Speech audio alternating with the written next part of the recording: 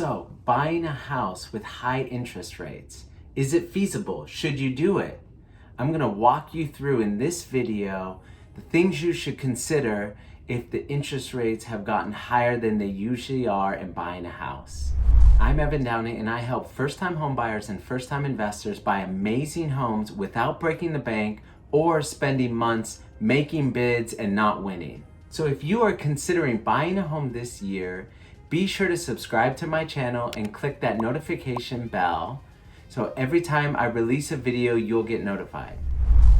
So I'm guessing you are here because of everything going on with the interest rates being raised by the Federal Reserve.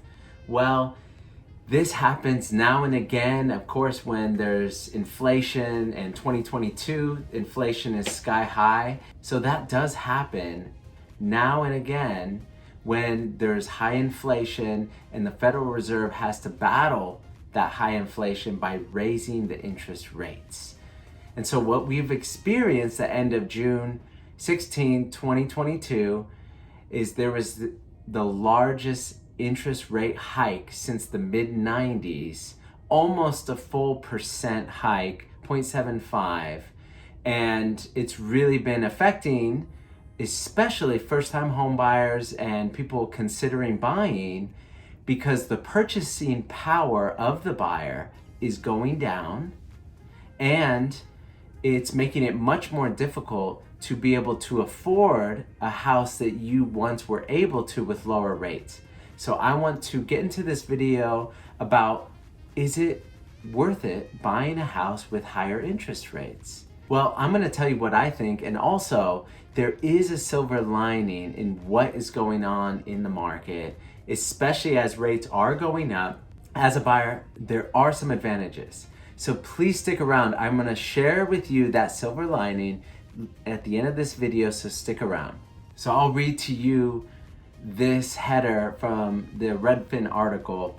Rising mortgage rates and the Fed's actions to combat inflation will further stretch homebuyer budgets and encourage more homeowners to stay put. So this sounds like bad news, and in certain regards, it is bad news, right? It just, with the rates going up, you're not able to afford as much house as you were, say, even at the beginning of 2022.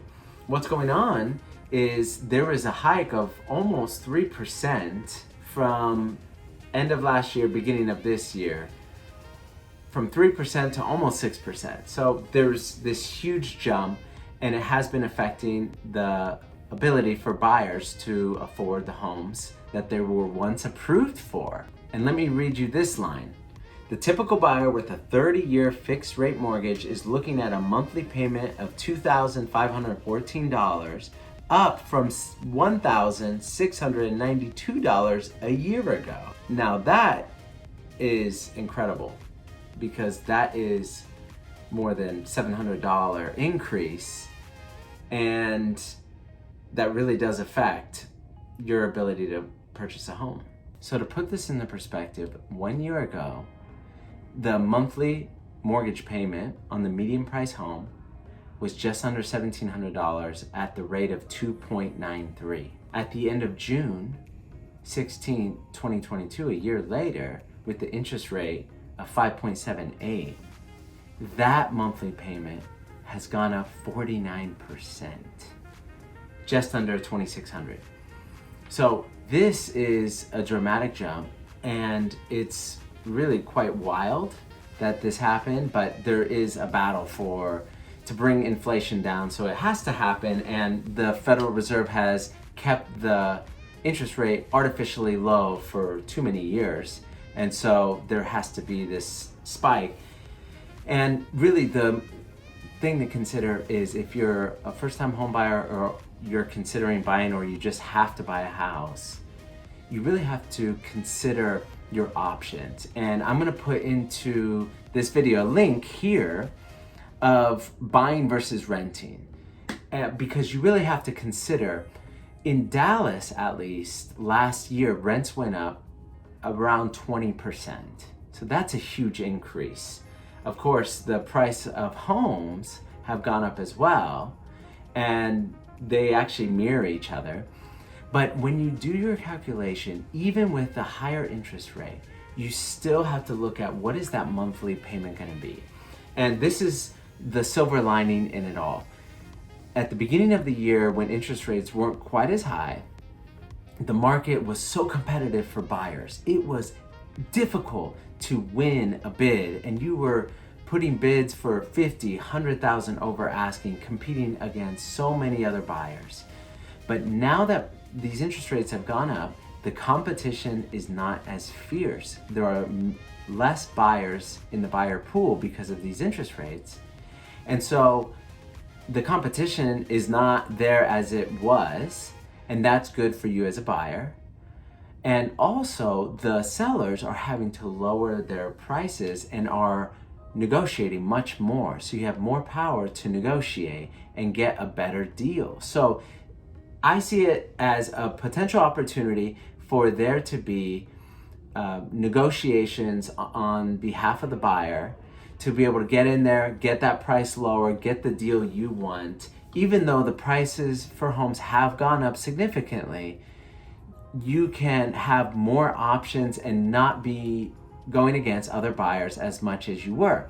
And so this is really something to consider, because oftentimes, if you're not a first-time home buyer, there's reasons you have to buy, right? Of course, you could rent, but if you want to put your money into real estate, you really want to buy, these are hard times for you. But the second silver lining, I would say, is you can refinance when these rates go down, because they're not going to be up forever. Yes, they're high now, but they will always go down, and they're not going to be artificially high as they are.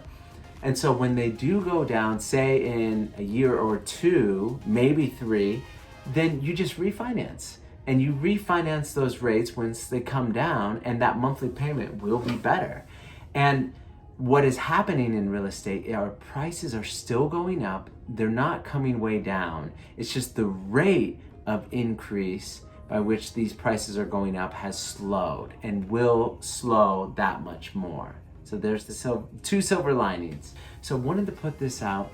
If you have any questions about a specific house and what that house would be with payments, what the monthly payment looks like with the current rates, reach out to me. I work with numerous lenders in the Dallas-Fort Worth area, but also out of state as well.